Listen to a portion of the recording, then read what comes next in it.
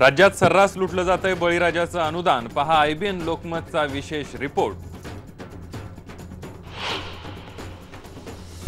August प्रमाणे September महिनाही कोरडा जाण्याची भीती, स्कायमेट संस्थेचा हवामानाचा अंदाज। दुष्काळामुळे ऊसतोड कामगारही आला अडचणीत, गेल्या वर्षीची मजुरी थकल्यानं हलाखीची परिस्थिती।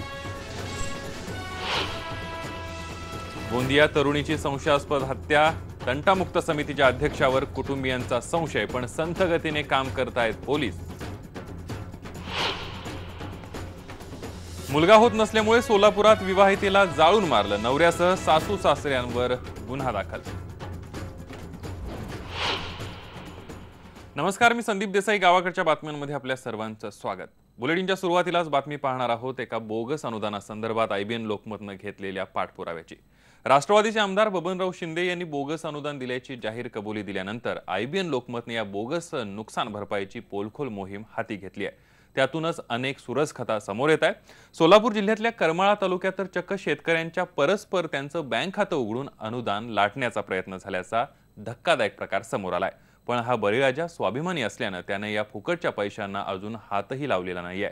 पाहूया आयबीएन लोकमतचा स्पेशल रिपोर्ट।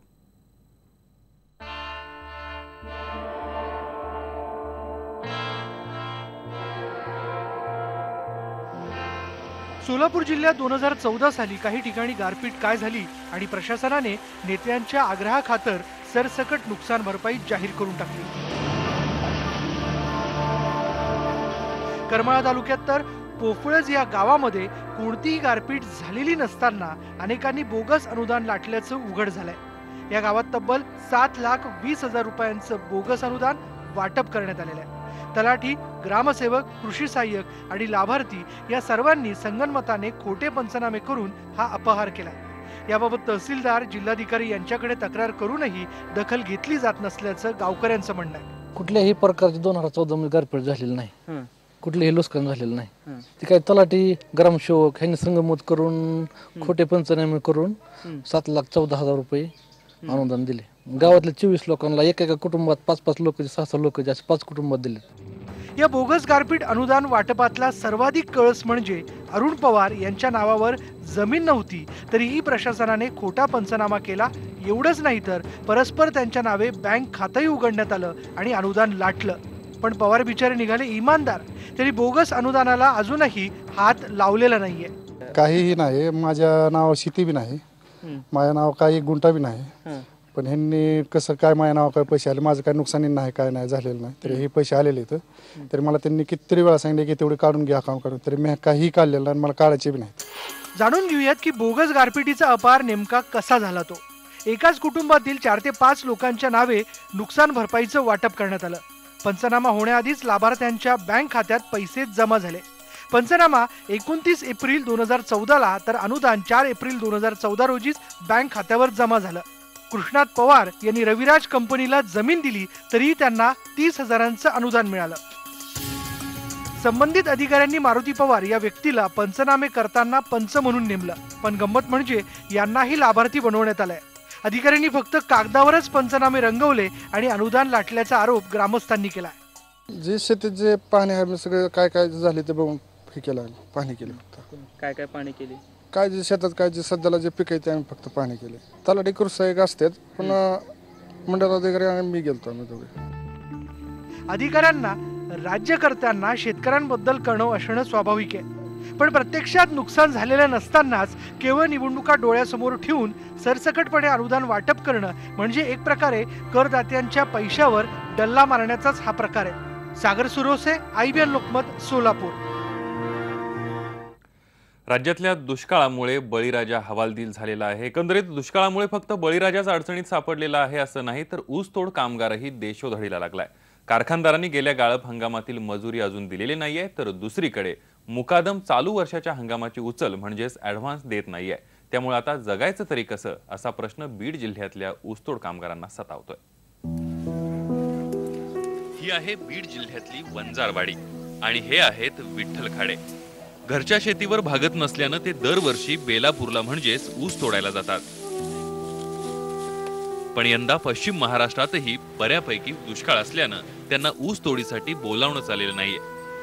अशातच कारखान्यांनी मागच्या गाळप हंगामातली मजुरी थकवल्यानं मुकादम खाडेंना उचल सोडा साधी मागची थकबाकीतली मजुरीही द्यायला तयार नाहीत.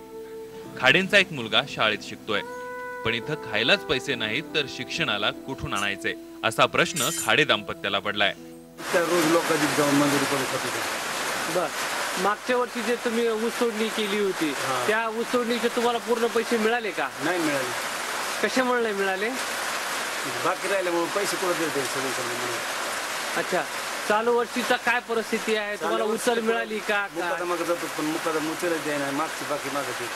ऊस तोडायला जातो, आजोर्दी गेलतो ऊस तोडायला, पण त्यांची बाकी फिरली 70-80 हजार रुपये. आता तेच यंदा घ्यावा म्हणलं जावा तर ते मुकदम लोक म्हणतात की मागचेच पैसे नाही फिटलेत, आता यंदा तरी तुम्हाला कुठून पैसे द्यावा. करार झाला का तुमचा मावशी? नाही ना, आता कशाचा करार द्यायनात ना मुकदम लोक. उचल काही दिली का त्यांनी? काही नाही दिली, उचल नाही, काही नाही. आपलं जातो रोज मंजुरीला 10-5 रुपयाला इकडं तिकडं आणतो. ते पोराला काय शिकित होत आम्ही त्याला मीठ काय आणतो खातो. सीमा आंधळे यांची परिस्थिती याहूनही गंभीर आहे. पतीचं निधन झालेलं, घरची शेतीही नाही. अशातच यंदा मुकादमाने ऊस तोडीची मजुरी थकवल्यानं जगायचं तरी कसं असा प्रश्न सीमाताईंना पडलाय. ऊस तोडायला जातो, पैसा नाही, काय नाही, जमीन नाही. एक मुलगी, तिला बी शाळा शिकायला पैसा नाही, काय नाही. रोज लोकांचं काम करायचं, आणून घालायचं तिला खायला. मग तुम्ही मागच्या वर्षी ऊस तोडणीला गेलता त्याचे पैसे? 20,000 रुपये दिले तर 10,000 रुपये अर्ध्या त्यांनी तर 10 फिटले, 10 दिले नाही मुकादमाने. काहीच नाही. काम धंदा पाहिजे, भेटायला पाहिजे, काही भेटायला पाहिजे, कर्ज भेटायला पाहिजे. आता ही पुरीचं लग्न कशाने करायचं दिवस मान असे पडले. कारखान्यानेच पैसे थकवल्याने आम्ही तरी कुठून उचल द्यायची असा प्रश्न मुकादम विचारतायत. गेल्या वर्षी टोळी केलती, कोरडा करार केलता. 15 दिवसाला पगार होईल म्हणले, 15 दिवसाला काय पगार झाला नाही. आपले कोयते भरले होते 30, म्हणजे 15 कोयते. 15 कोयत्यातून एकही रुपया अजून भेटलेला नाही. ते आपल्या मागं हमेशाच लागलेले आहेत. कारखान्याने काय 1 रुपया दिलेला नाही. बीडातला ऊसतोड कामगार खरं तर कष्टकरी वर्ग. घरची कोरडवाहू शेती सांभाळून तो बेलापूरला जातो आणि 4 पैसे कमावतो. पण FRP आणि दुष्काळाने कारखानेच अडचणीत आल्यानं त्यांनी नेहमीप्रमाणेच ऊसतोड कामगारांना वाऱ्यावर सोडून दिलं. शशी केवडकर, IBN लोकमत, बीड. पुढची बातमी आहे शेतकऱ्यांच्या चिंतेमध्ये वाढ करणारी. अख्खा ऑगस्ट महिना जवळपास कोरडाच गेला. आता सप्टेंबर महिनाही तसाच जाण्याची चिन्ह आहेत. सप्टेंबर महिन्यात फक्त 84% पाऊस होण्याची शक्यता आहे असा अंदाज हवामान खात्यानं वर्तवलाय. ऑगस्टमध्ये आतापर्यंत 90% पाऊस झालाय. हवामान खात्याची अंदाजामुळे दुष्काळाच्या चिंतेत भर पडली आहे. बळीराजा आधीच हवालदिल झालाय, त्यात पावसाचा शेवटचा महिना म्हणून बघितला जाणारा सप्टेंबर महिनाही कोरडा गेला तर शेतीवर अस्मानी संकट येईल. दरम्यान स्कायमेट या खासगी हवामान संस्थेनुसार येत्या काही दिवसात थोडासा पाऊस पडेल, पण मुसळधार आणि सलग पावसाची शक्यता कमी आहे. पाण्यावरून आता लातूर विरुद्ध सोलापूर असा वाद पेटलाय. पंढरपूरहून लातूरला रेल्वेनं पाणी नेण्याचा विचार सुरू असतानाच आता यावरून वादाला सुरुवात झाली आहे. जर का लातूरला पाणी सोडलं तर आमच्या रक्ताचे पाट वाहतील असा इशारा काँग्रेसचे जिल्हाध्यक्ष संतोष पाटील यांनी दिलाय. त्यामुळे आता पाण्यावरून रणकंदन माजण्याची शक्यता आहे. लातूरमध्ये आतापर्यंत केवळ 15.6% इतकाच पाऊस झालाय. त्यामुळे पिण्याच्या पाण्याची टंचाई निर्माण झाली आहे. यावर तोडगा म्हणून पंढरपूरहून रेल्वेच्या वॅगनद्वारे पाण्यासाठी आतुरलेल्या लातूरला पाणी पुरवठा करण्याची विनंती उस्मानाबाद जिल्हा प्रशासनानं केली होती. मात्र पाण्याच्या प्रश्नावरून काँग्रेस आता चांगलीच आक्रमक झाली आहे. हे पाणी जे आहे ते आम्हाला न देण्याऐवजी हे पाणी तुम्ही लातूरला जर दिलं तर ते अन्यायकारक सोलापूर जिल्ह्यावर नक्की होणार आहे. म्हणून आमची स्पष्ट भूमिका आहे की तुम्ही सोलापूर जिल्ह्याचे अधिकार डावलून किंबहुना सोलापूर जिल्ह्याचे अधिकार मारून तुम्ही लातूरसारख्या जिल्ह्याला पाणी द्यावं हे न्याय हक्कामध्ये बसत नाही. म्हणून आम्ही स्पष्ट भूमिका ह्या ठिकाणी घेतली. जर ही प्रशासनाने रेटून लातूर पाणी नेण्याचा प्रयत्न केला तर माझा पक्ष, मी व जिल्ह्यातील सर्व आम्हाला समविचारी असणारे जे लोक ह्या भूमिकेशी जे दुष्काळात होरपळले आहेत ही सर्व जनता रस्त्यावर उतरेल आणि जे वॅगन रेल्वेनं घेऊन जाणारं पाणी आहे ते पाणी आम्ही अडवू. प्रसंगी आमचे रक्ताचे पाट जरी वाहिले ते लातूरपर्यंत जातील. गोंदिया जिल्ह्यातल्या सोनारटोला या गावात आरती बरस या 12वीतल्या विद्यार्थिनीनं जाळून हत्या करण्यात आलेली आहे. हत्येनंतर पुरावा नष्ट करण्यासाठी तिचा मृतदेह विहिरीत फेकण्यात आला. 18 ऑगस्टला झालेल्या या हत्येमागे सोनारटोला गावच्या तंटामुक्त समितीचा अध्यक्ष योगराज चकोलेचा हात असल्याचा आरोप आरतीच्या कुटुंबियांकडून होतोय. आरतीवर तिच्या हत्येआधी सामूहिक अत्याचार झाल्याचाही संशय व्यक्त होतोय. संशयित योगराज चकोले हा नेहमी आरतीची छेड काढायचा. हा प्रकार पोलिसांकडे नोंदवण्यात आला होता, पण पोलिसांनीही आरतीची बदनामी होईल अशी भीती दाखवत 100 रुपयांच्या स्टॅम्प पेपरवर योगराज आणि आरतीत समझोता केला. पण यानंतरही आरतीची छेडछाड थांबली नाही. आरतीची हत्या होऊन 5 दिवस झाल्यावरही या संबंधातल्या पोलीस तपासाला अद्यापही वेग आलेला नाहीये. आणि आम्हाला 100% आहे का तिच्या मारून मर्डर करून जाडून सने फेकला गेला आहे, बलात्कार बी झाला आहे मुलीसंग, हा संदेह आहे आमचा. आणि आरोपी आम्हाला ह्या आरोपी ज्याच्यावर आरोप लावला आम्ही त्याने 6 महिन्यापूर्वी आम्ही त्याच्या नावाची रिपोर्ट दिला होता आणि पोलीसवाल्यांनी त्याला अटक केला नाही. तो तंटमुक्तीचा अध्यक्ष होता. आता 8 दिवसापूर्वी माझी मुलगी त्या मुलीसोबत शिकत होती शाळा. ते अगर कपडे धुवायला जात होती तर तिच्या मागे मागे तो जात होता. माझ्या मुलीला नेहमी म्हणायची ती मुलगी मृतक मुलगी का मला याच्यापासून खूप त्रास आहे. योगराज चकोलेची मला भीती वाटते. मी कुठं पण एकटी जाते तर माझ्या मागे मागे येते. आई बाबा नाही आहेत, आता जास्तच भीती वाटत आहे अशी म्हणून माझ्याकडे सांगत होती. पुढची धक्कादायक बातमी आहे सोलापूरमधली. मुलगा होत नाही म्हणून चक्क एका विवाहितेला जाळण्याचा धक्कादायक प्रकार सोलापुरात घडलाय. सोनाली पंढरी असं या विवाहितेचं नाव आहे. सोनालीला 2 मुली आहेत, पण सासरच्यांना मुलगा हवा होता. सोलापुरातल्या विडी घरकुल इथं आज पहाटेच्या सुमाराला मॉर्निंग वॉकला जाताना टेरेसवरून धूर दिसल्यानंतर काही जणांनी आरडाओरडा केला. त्यानंतर पोलिसांनी घटनास्थळी पंचनामा करून मृतदेह सिव्हिल हॉस्पिटलमध्ये पाठवला. पण या महिलेच्या सासरच्यांनी माहेरच्या कुणालाही याबाबत कल्पना दिली नाही. शेजारच्यांनी माहेरच्या लोकांना कळवल्यानंतर ते घटनास्थळी आले आणि हा सर्व प्रकार समोर आला. या प्रकरणी पती सतीश पंढरी, सासू अंबुबाई पंढरी आणि नणंद रेश्मा कदम यांच्या विरोधात गुन्हा दाखल केलाय. 2 मुली झाल्यानंतरही सोनालीला सतत छळ सुरू होता. मुलासाठी तिचा यापूर्वी 2दा गर्भपातही करण्यात आला होता. गावाकडच्या बातम्यांमध्ये एक छोटासा ब्रेक घेऊया आणि ब्रेक नंतर पाहणार आहोत. चढत्या किमतीबरोबर कांदा झाला मौल्यवान. कांद्याच्या गोण्यांची टनावारी होतीये चोरी.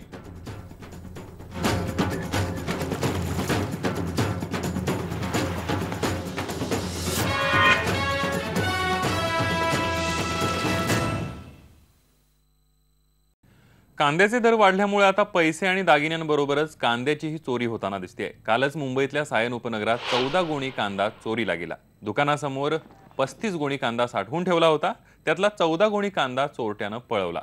पोलिसांनी आधी हे प्रकरण गांभीर्यानं घेतलं नाही, पण कांद्याचा भाव लक्षात आल्यावर पोलिसांनी चोराला शोधण्याचा प्रयत्न सुरू केला.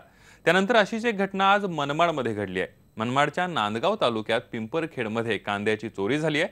शेतकऱ्यांनी साठवलेला 20 क्विंटल कांदा चोरट्यांनी लंपास केला.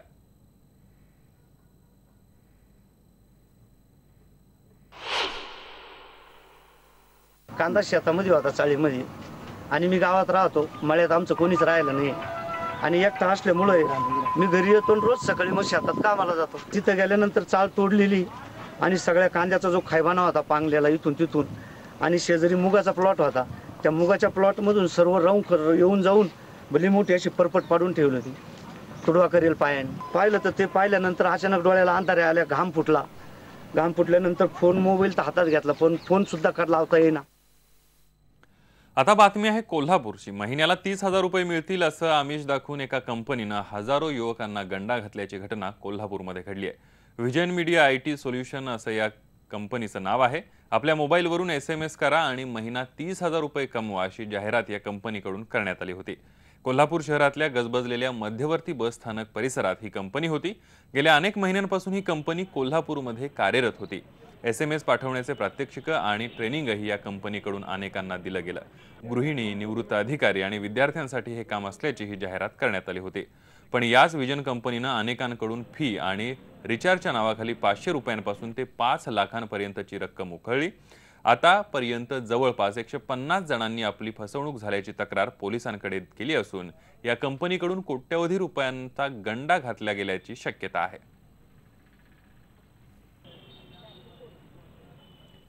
गावाकडच्या बातम्यांमध्ये पुन्हा एक छोटासा ब्रेक घेऊया आणि ब्रेक नंतर पाहणार आहोत सिंहस्थ कुंभमेळ्यासाठी येणाऱ्या भाविकांच्या संख्येत होते वाढ. साधुग्राम आणि रामकुंड भागात प्रशासनाने वाढवला पोलीस बंदोबस्त.